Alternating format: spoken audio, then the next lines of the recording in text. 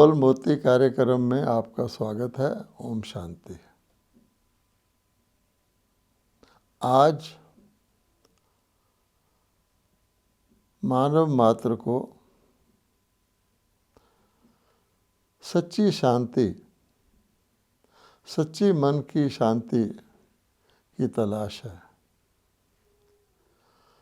मनुष्य चाहता है कि कुछ मिनटों के लिए ही सही, कुछ घड़ियों के लिए ही सही, कहीं से मुझे सच्ची मन की शांति मिल जाए।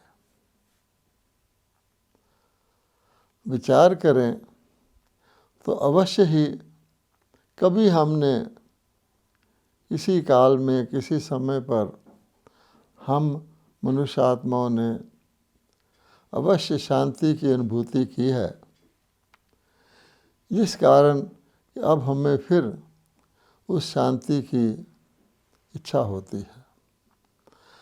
अगर किसी व्यक्ति ने कभी जीवन में आम खाया ही ना हो तो उसे कभी भी आम खाने की इच्छा नहीं हो सकती। अवश्य ही हर एक मानव जो शांति की तलाश में है, हर एक मानव ने, मनुष्य आत्माओं ने, सारी मानवता ने किसी काल में, किसी समय पर शांति की अनुभूति की है। इसीलिए आज हम जबकि शांति की चिड़िया और दूर होती जा रही है और दूर होती जाई है, मनुष्य के वश से बाहर होती जा रही है, तो मनुष्य मात्र शांति की तलाश में है। शांति को जीवन में लाने के, व्यक्तिगत जीवन में लाने के, समाज में लाने के, विश्व शांति के अनेक प्रयास हो चुके हैं और हम देख रहे हैं कि वो सभी प्रयास असफल रहे हैं, बल्कि अशांति दिनों दिन बढ़ती जा रही है। ऐसी स्थिति में विचार करें कि शांति जो कभी थी आज नहीं है, फिर कब होगी और कहाँ से होगी, कौन उसकी प्राप्ति कराएगा और हमें कहाँ मिलेगी। अगर हम देखें तो हर चीज़ का एक सोर्स होता है। जैसे कि हम कहते हैं कि अग्नि का सोर्स सूर्य है, तो सूर्य से ही सारी अग्नि प्रकट होती है। इसलिए आप देखेंगे कि धरती पर कहीं भी किसी जगह भी अग्नि जलाएंगे तो ऊपर की ओर जाएगी, वो सूर्य की ओर जाएगी, क्योंकि सूर्य अग्नि का सोर्स है। इसी प्रकार से हम देखते हैं कि जल का सोर्स समुद्र है। हम जानते हैं कि जल कहीं भी होगा तो वो जब भी उसका कोई रास्ते में बाधा ख़त्म होगी तो समुद्र की ओर बहेगा और आखिर समुद्र में जाकर ही मिलेगा। वर्षा होती है, वर्षा का जल भी समुद्र से ही एवेपोरेट होता है सूर्य के द्वारा, लेकिन वर्षा होती है और उसका जल नदियों के द्वारा पुनः समुद्र में ही चले जाता है। अगर जल पहाड़ों के ऊपर बर्फ़ के रूप में भी जम जाए तो वह भी पिघल करके अंततोगत्वा समुद्र में ही जाकर मिलने की कोशिश करता है। रास्ते में लोग जल के तालाब बना लें, डैम बना लें, कुछ भी कर लें कि लेकिन जो ही जल को मौका मिलता है तो अपनी सोर्स में जाकर मिलने की कोशिश करता है। अब हमको ये देखना है कि शांति का सोर्स कहाँ है, और उससे पहले हमको ये भी जानना है कि शांति दो प्रकार की होती है। एक तो हम शांति साइलेंस को कहते हैं, कि जहाँ कोई आवाज़ नहीं है, आवाज़ से परे है, उसको हम शांति कहते हैं। ये वातावरण की शांति है। जैसे कहीं बहुत शोरगुल हो रहा होता है तो व्यक्ति सोचता है कि कहीं एकांत में जा कर के बैठूं ताकि वातावरण का शोर शराबा मेरे कानों में ना पड़े। दूसरी शांति होती है अंतर्मन की, जो चैतन्य शांति होती है, जिसको मनुष्य आत्मा अनुभव करती है। तो जिस प्रकार से बाहरी जगत में शांति और अशांति होती है, जहाँ आवाज़ नहीं है वहाँ सराउंडिंग में, वातावरण में शांति है, और जहाँ आवाज़ है वहाँ पर अशांति है। इसी प्रकार से जो अंतर की शांति है वो भी मन की शांति है। मन अशांत भी हो सकता है और मन शांत भी हो सकता है। वो एक चैतन्य शांति है जिसकी अनुभूति जीव आत्मा करती है। ये भी हम देखते हैं कि अंतर्मन की शांति के लिए बाहर की शांति भी आवश्यक है, क्योंकि उसका प्रभाव भी मनुष्य के मनोस्थिति पर पड़ता है। अब ईश्वरीय ज्ञान के द्वारा हमको ये समझ मिली है कि दुनिया के अंदर अगर दुनिया को या ब्रह्मांड को 3 धामों में बांटा जाए तो भगवान का ज्ञान है कि एक होता है शांति धाम, और दूसरा होता है सुख धाम, और तीसरा होता है दुख धाम। ये 3 धामों को समझने के साथ हम वास्तविक शांति की प्राप्ति कर सकते हैं। सुख धाम इसी सृष्टि पर होता है, जो कि नई दुनिया से शुरू होता है और नई दुनिया के बीच तक चलता है। यानी 2 युग तक ये सुख धाम रहती है दुनिया, जिसको हम सतयुग और त्रेता कहते हैं, या सूर्यवंशी और चंद्रवंशी युग कहते हैं, सतो प्रधान और सतो युग कहते हैं। तो 2 युग तक सुख धाम होता है, वहाँ दुख का नाम निशान नहीं, अशांति का वहाँ पता ही नहीं होता अशांति क्या चीज़ है। ना दुख होता है ना अशांति होती है, सुख ही सुख होता है। उस जगह को, उस पीरियड को हम कहते हैं स्वर्ग, वैकुंठ भी कहते हैं, जन्नत कहते हैं, मनुष्य उसको हेवन भी कहते हैं, पैराडाइज भी कहते हैं। वो पीरियड सुख धाम का होता है। और वही सुख धाम जब समाप्त हो जाता है तो दुख शुरू हो जाता है इस दुनिया के अंदर, दूसरे आधे हिस्से में सृष्टि चक्र के, जिसको हम द्वापर और कलयुग कहते हैं। उस वहाँ जिसको हम दोजख भी कहते हैं, हेल भी कहते हैं, तो दुख शुरू हो जाता है, और द्वापर और कलयुग की दुनिया को दुख धाम कहा जाता है। नरक तुल्य यहाँ मनुष्य का जीवन हो जाता है, और दुख धाम में ही अशांति जन्म लेती है, और अशांति भी दुख का एक प्रकार है। अशांति भी व्यक्ति को दुखी रखती है। तो अब देखेंगे, एक हो गया सुख धाम, एक हो गया दुख धाम, तीसरा है शांति धाम। ईश्वरीय ज्ञान के अनुसार हमें पता लगता है कि एक ऐसा लोक है जहाँ पर शांति ही शांति है, और वो आत्माओं का लोक है। वो ऊपर है इस सृष्टि के तत्व जो हैं, 5 तत्व का ये जो सृष्टि है, इससे पार, उसको परलोक कहते हैं, और इसीलिए पारलौकिक शांति कही जाती है। वो आत्माओं का निवास स्थान है, और हम सभी आत्माएं परलोक या परम धाम से ही धरती पर आती हैं। और इसीलिए कहा जाता है, कोई व्यक्ति शरीर छोड़ता है, उसके सम्मान के रूप में मनुष्य कह देते हैं ये परलोक सुधार गया। जब भी कोई व्यक्ति शरीर का त्याग करता है तो उसके बारे में 2 बातें ही कही जाती हैं। या तो कहते हैं स्वर्गवास हो गया, क्योंकि ये स्वर्ग नहीं है, स्वर्ग मैंने सुख धाम चला गया, और या कहते हैं परलोक सुधार गया, यानी शांति के लोक में चला गया, आत्माओं की दुनिया में चला गया। अब परलोक क्या है? कहा जाता है कि दो जहान हैं। एक तो ये जहान है, यहाँ मनुष्य आत्माएं आकर के शरीर धारण करती हैं।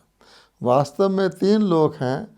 कई लोग दो जहान के मालिक भगवान को कहते हैं। ज़्यादा कार्य में दो लोक ही आते हैं, लेकिन चलिए हम तीनों लोकों का जिक्र कर लेते हैं। एक है परलोक, जिसको शांति धाम भी कहा जाता है, आत्माओं की दुनिया भी कहा जाता है। वहाँ आवाज़ बिल्कुल ही नहीं है, इसलिए उसको निर्वाण धाम भी कहा जाता है, यानी वहाँ वाणी नहीं है।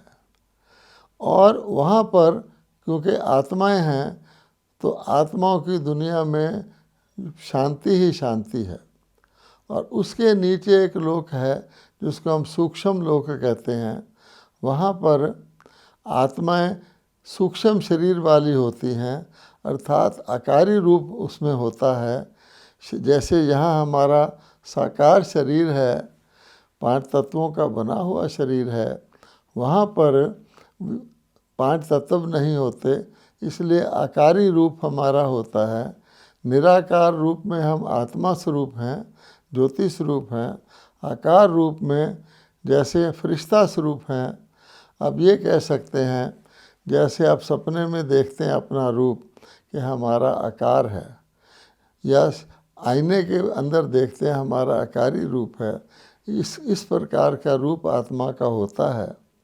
आकार रूप में या फरिश्तों की दुनिया में आकार चल फिर तो सकता है, लेकिन आवाज़ उसमें नहीं होती।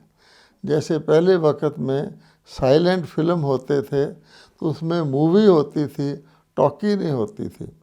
एक हो गया आत्माओं की दुनिया, दूसरा हो गया आकारी दुनिया। आत्माओं की दुनिया में तो चलना फिरना भी नहीं होता, आत्माएं अपने अपने स्थान पर स्थित रहती हैं। और तीसरा ये साकार लोक है, जहाँ आवाज़ की दुनिया है। आकाशवाणी जिसको कहते हैं, आकाश तत्व के अंदर है। और मनुष्य आत्मा यहाँ पर साकार शरीर धारण करती हैं।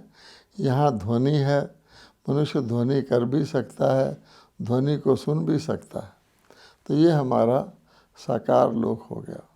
अब हमने बताया कि साकार लोक में एक सुख धाम होता है, और बाद में वो दुख धाम बन जाता है। अब कोई व्यक्ति सोचे कि दुख धाम में जहाँ अशांति ही अशांति है, मैं शांति पालूं या शांति की प्राप्ति मुझे हो जाए, तो ये हो ही नहीं सकता है, क्योंकि है ही दुख धाम। यहाँ व्यक्ति अल्पकालिक क्षण भंगुर की शांति की महसूसता कर सकता है, और आमतौर पे हम देखेंगे उस शांति की अनुभूति डाइवर्शन से होती है। अर्थात किसी चीज़ में व्यक्ति का मन वचन कर्म उलझा हुआ है, उसको वहाँ थकावट की महसूसता हो रही है, उलझन की महसूसता हो रही है, और वो समय अशांति की महसूसता हो रही है, तो व्यक्ति अपने स्थान को बदल लेता है। तो वो समझता है उसकी भेंट में यहाँ शांति है। जैसे कोई व्यक्ति ट्रैफिक जैम में फंसा हुआ हो, 1-2 घंटे ट्रैफिक जैम में फंसा हो, तो उसका मन परेशान हो जाता है, उसे थकावट की महसूस होती है। तो वहाँ से निकलकर घर आके वो लेट जाता है, तो समझता है मुझे अब शांति मिल गई। तो यहाँ की शांति रिलेटिव शांति है, वास्तव में वो शांति नहीं है। दूसरे यहाँ पर जो निंद्रा की अवस्था है, स्लीपिंग स्टेज है, उसमें क्योंकि आत्मा शरीर से डिटैच हो जाती है, तो अगर व्यक्ति को अच्छी नींद आती है, गहरी नींद आती है, तो उसमें वो शांत रहता है। निंद्रा की बाद उसको रिफ़्रेश फील करता है। अब आजकल तो निंद्रा भी मनुष्यों की गुम होती जा रही है। हम देखते हैं कि पशु भी सो जाते हैं, छोटे बच्चे भी सो जाते हैं, क्योंकि उनको कोई चिंता नहीं होता। लेकिन आज का मनुष्य तो नॉर्मल नेचुरल नींद भी खो चुका है। हम जानते हैं कि मनुष्य निंद्रा के लिए कई दवाइयाँ खाते हैं, गोलियाँ खाते हैं, ड्रग्स पीते हैं या अन्य कई यत्न करते हैं, देर देर तक जागते रहते हैं, कोई पुस्तक पढ़ते रहते हैं, कोई टेलीविज़न देखते रहते हैं, कोई मालिश करवाते हैं ताकि हमें नींद आ जाए। तो वैसे देखा जाए तो निंद्रा की सुषुप्त अवस्था में क्योंकि आत्मा शरीर से डिटैच हो जाती है तो वो शांति की वहाँ महसूसता होती है। अदरवाइज़ इस दुख की दुनिया में, अशांति की दुनिया में, जहाँ पर चिंता है, भय है, असुरक्षा की महसूसता है, हर प्रकार की कहा जाता है आगे का सोचना, पीछे का सोचना, सोच चलता ही रहता है, वहाँ शांति नहीं मिलती। इसलिए ईश्वरीय ज्ञान ये कहता है कि जिस चीज़ का जहाँ सोर्स होता है वहाँ ही वो मिल सकती है। मान लीजिए किसी को कपड़ा खरीदना है तो कपड़ा खरीदने के लिए वो कपड़े की दुकान पर जाएगा, पंसारी की दुकान पर कपड़ा नहीं मिलेगा और कपड़े की दुकान में आपको पंसारी का सामान नहीं मिलेगा। तो मनुष्य जिस प्रकार से शांति की खोज करते हैं तो भगवानों वाच्य है कि दुख धाम में शांति कहाँ। शांति के लिए शांति धाम जाना पड़ेगा, शांति धाम में ही शांति मिल सकती है। यहाँ हम एक बात पर और भी चर्चा करना चाहेंगे, एक बात और भी ऐड करना चाहेंगे, वो ये है कि आत्मा स्वयं भी शांत स्वरूप है। जब आत्मा निराकार लोक में है, परलोक में है, जब तक वो इस सृष्टि पर नहीं आती तब तक वो शांत अवस्था में रहती है। शरीर धारण करके ही उसको बोलने का, चलने का मौका मिलता है। तो आत्मा शांत स्वरूप है, इसीलिए हम ब्रह्मा कुमारी में ओम शांति का शब्द प्रयोग करते हैं। ओम शांति का अर्थ होता है कि मैं आत्मा अपने नेचुरल फॉर्म में, स्वाभाविक रूप में मैं आत्मा शांत स्वरूप हूँ। तो आत्मा का स्वधर्म कहें या निजी स्वरूप कहें, वो शांति है। तो इसीलिए आत्माएं जब दुख की दुनिया में आती हैं, अशांति महसूस करती हैं, अगर वो अपने स्वधर्म में यानी अपने स्वरूप में स्थित हो जाएं तो वो अशांति की दुनिया से अलग हो सकते हैं। अर्थात इस अशांति की दुनिया में भी अगर कोई व्यक्ति अपने आत्म स्वरूप में स्थित होता है, पहले तो उसको अपने आत्म स्वरूप की पहचान चाहिए, क्योंकि लोग समझते हैं कि मेरे अंदर कोई आत्मा है, लेकिन मैं आत्मा हूँ, ये मेरा शरीर है। जब हम कहते हैं मेरे अंदर कोई आत्मा है तो हम अपने आप को शरीर मान के अंदर आत्मा की बात करते हैं। लेकिन आत्मा का वास्तविक स्वरूप क्या है कि मैं आत्मा हूँ और मेरा ये शरीर है। ऐसा नहीं कि मेरे शरीर की या मैं जीव आत्मा के अंदर आत्मा हूँ।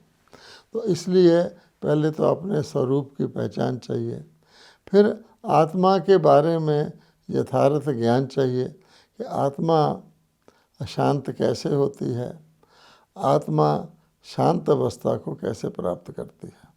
क्योंकि हम जानते हैं कि अगर व्यक्ति को अपने स्वरूप की पहचान नहीं होती तो वो अपना संकल्प, अपना बोल, अपना कर्म, अपना संबंध संपर्क शरीर मानकर स्थापित करता है और शरीर के द्वारा इस शारीरिक दुखों की दुनिया में आत्मा शांति के बजाय अशांति को पा लेती है।